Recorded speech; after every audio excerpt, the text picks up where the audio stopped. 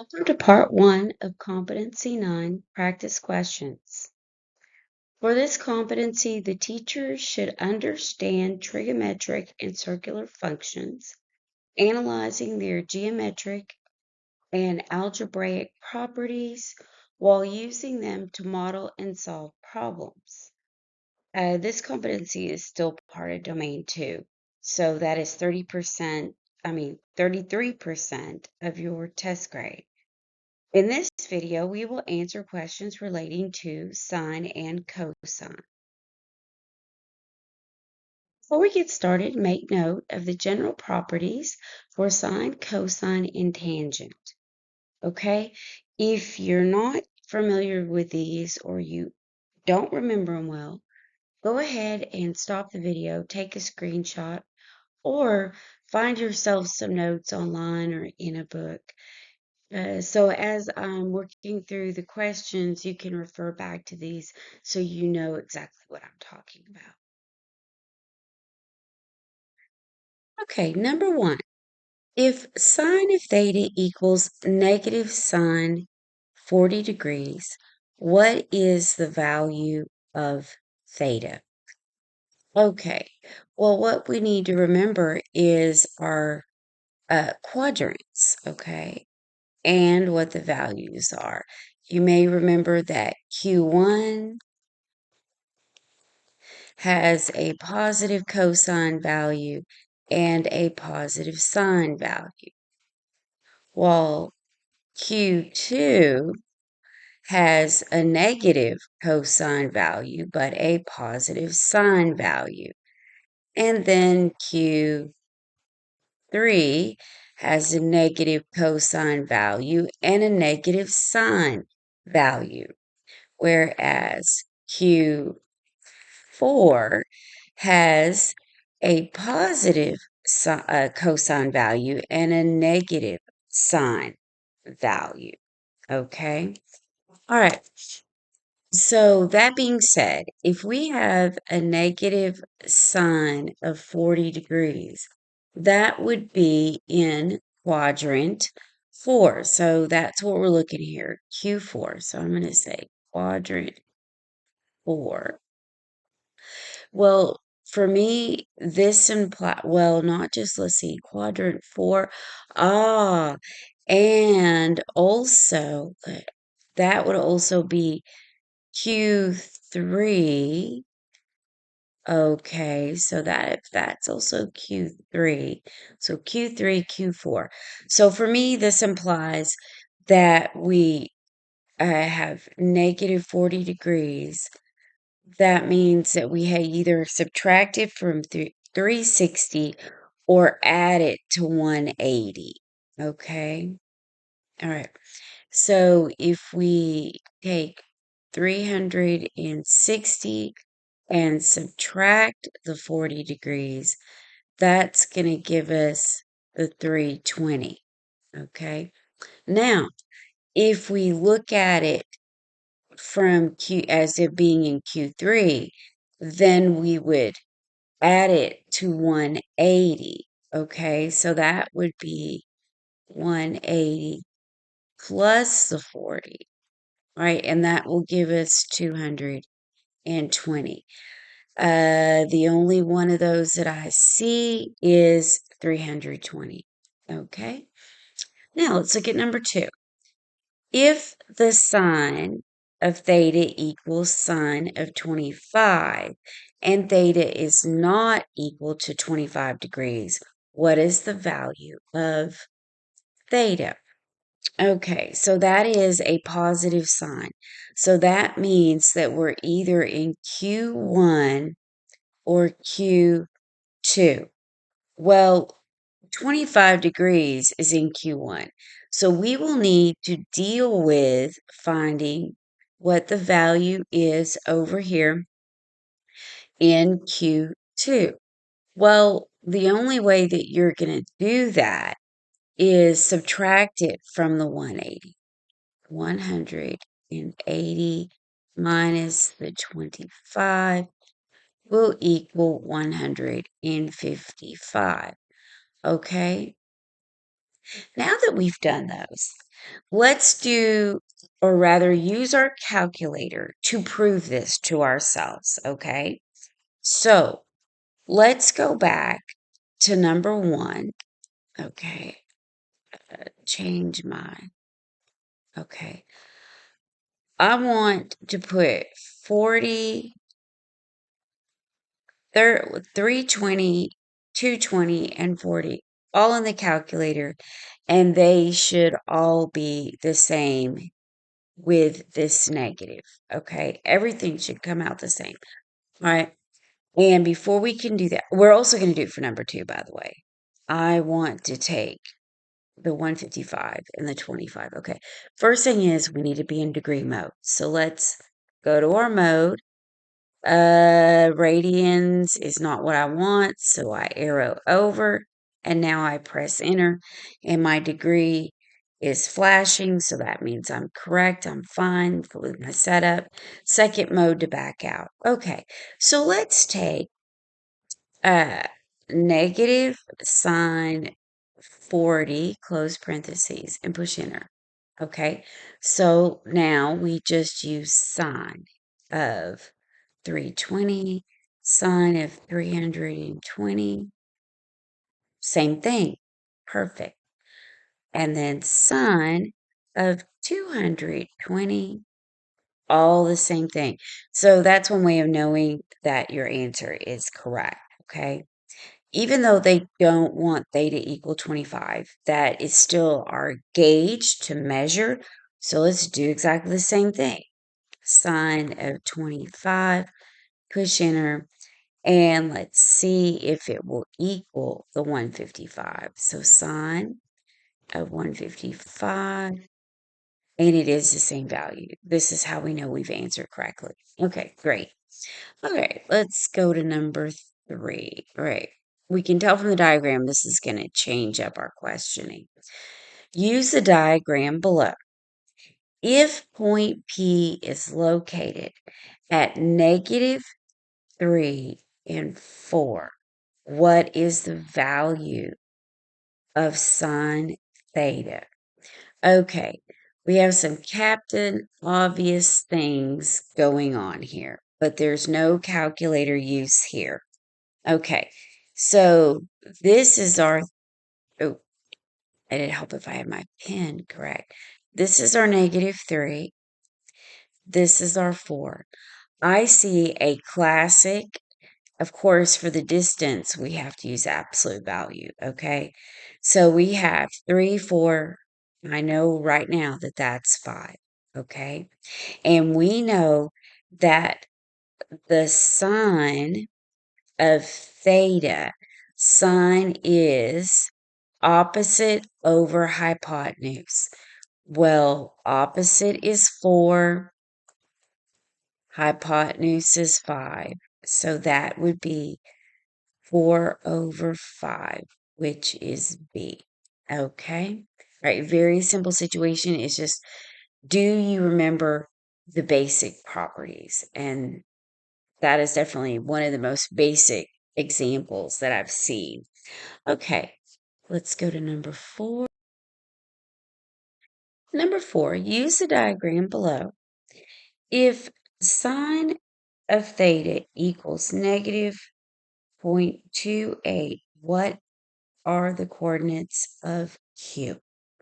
Okay, well, we know that sine equals what? Well, we have our hypotenuse. Here's our theta. Well, this would be the opposite, and this would be our adjacent, okay? And I always know that because the adjacent has to do with cosine, and cosine is in relation to the x-axis, and opposite is related to uh, the sine, and sine is in relation to the y-axis. The parallel situation is what I'm referring to, okay? All right, so that being said, we know that we need opposite. Well, I don't know what the opposite is, so here, since I'm calling these, let's go with y and let's go with x. We need to know what those are, okay? So for sine, we have y over 25 equals the negative 0.28, okay? So to solve for y, what do? Multiply both sides by the 25. This cancels out the 25s, and then I have a y of, what do? Just use my calculator, okay? So that is negative 0.28 times 25. Yes, I'm correct. Okay, minus 7. Oop. Well, that made a teeny tiny little 7. Okay, there we go, much better. Okay, now that I have that, I just use the Pythagorean theorem and solve for my x value here. And I could scoot that over a little. So we can read it. Okay, my handwriting is challenging enough, right? Okay, so what is the value of x? Oh, this is minus 7. So my x will be under the radical, right? And that will be 25 squared minus the negative 7 squared. Okay, let's just put that in the calculator. Okay, second radical, 25 squared minus parentheses, minus, not minus, I need negative 7. And then square that and push enter. That's 24. Oops. Okay. So that gives me 24. Okay, well, now I can deal with my coordinates. I have a positive 24 for my x and a negative 7 for my y. Okay, well, A is not an option. C is not an option because that's in the place of my x value. That's not right. And D is not an option because my 24 is positive. So the only option I have is B. Okay. All right. All right. Let's look at these guys. Okay, number 5. If cosine theta equals cosine 32 and theta cannot be equal to 32, what is the value of theta? So let's think this out.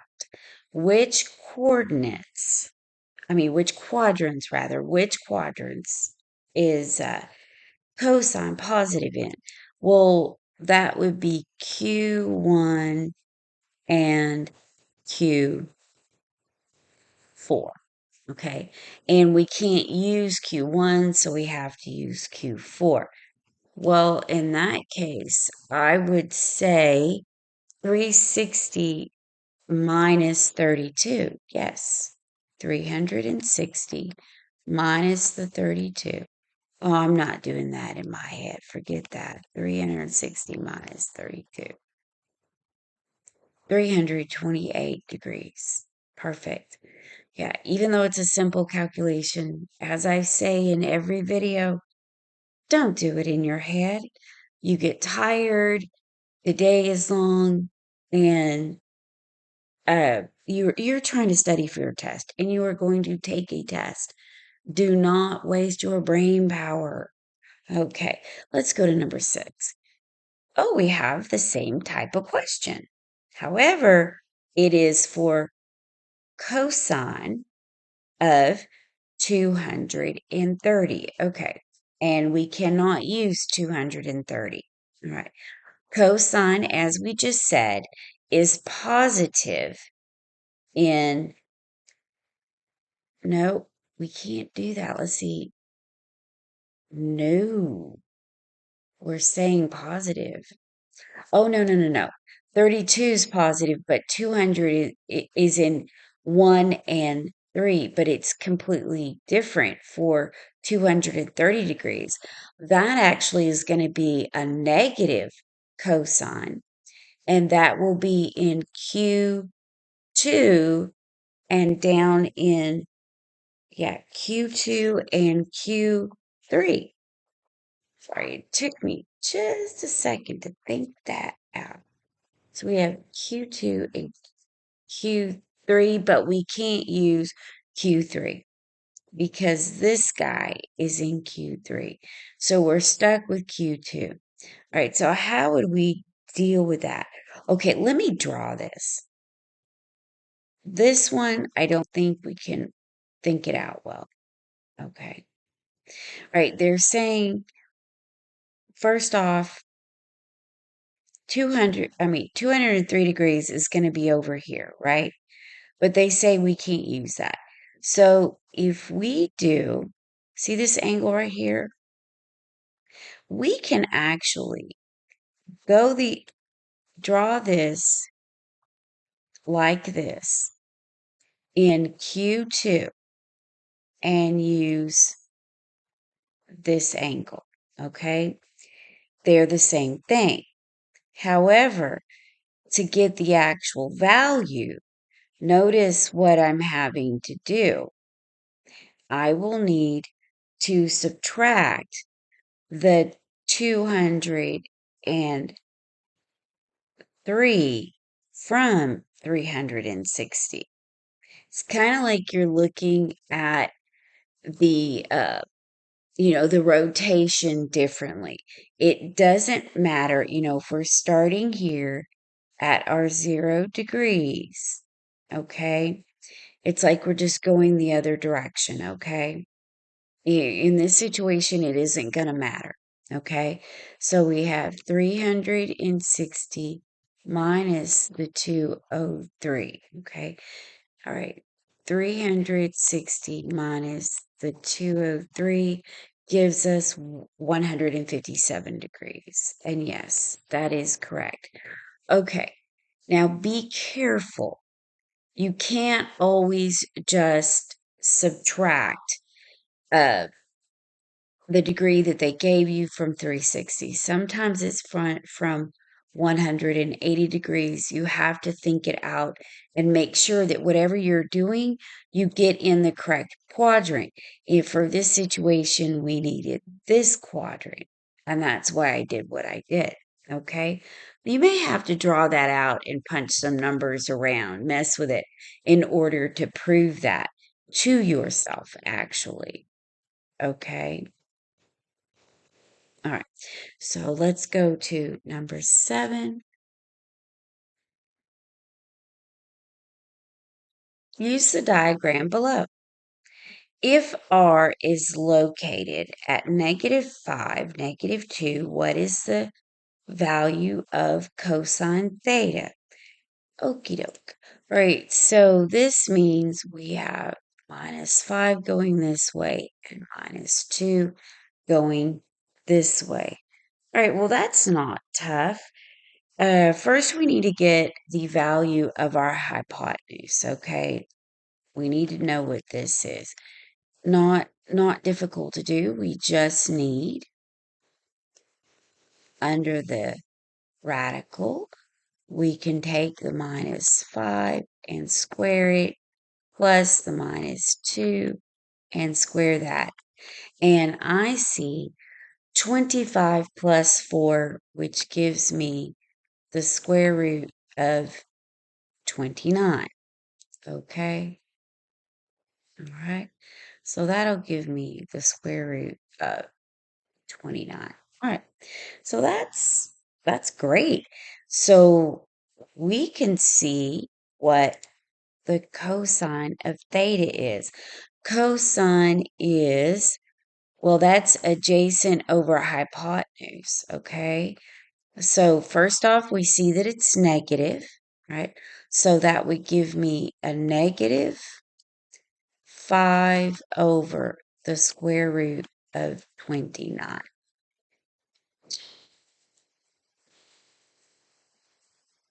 Awesome. So I'm sorry, I had to look at it a second. We can eliminate A and B, because automatically we see that they're positive. Now go over here and be careful with C and D. Even I had to stop for a second because you're looking at this square root of 5. That doesn't work. That's not going to work. Let me show you what they did. They just multiplied by 1, meaning 29 over square root of 29 over the square root of 29. What does that actually give us? Well, the two square roots multiplied together give us 29, and then the numerator becomes 5 square root of 29. Okay, that's just something that's done all the time because there's some uh, rule that, well, a lot of people don't use it anymore. But when you're working in the classroom, you will be asked to not have a square root in the denominator, to just multiply it out by doing what I just did. So that gives us option C, which is perfect. Okay, so let's look at number 8. All right. It says use the diagram below. And as you can see, we have 8. Okay, 8 along our x-axis, right in here. Okay, so that will be the x. So we associate that with the x, but we don't know what we have for the y. And we are working with cosine of theta equals 0.5. What are the coordinates of t? Okay, I absolutely love it when I see that, and I'll tell you why. We can use I'll draw it this way. The minute I see that our cosine of theta equals 1/2, which is 0.5, that means I have 1 over 2.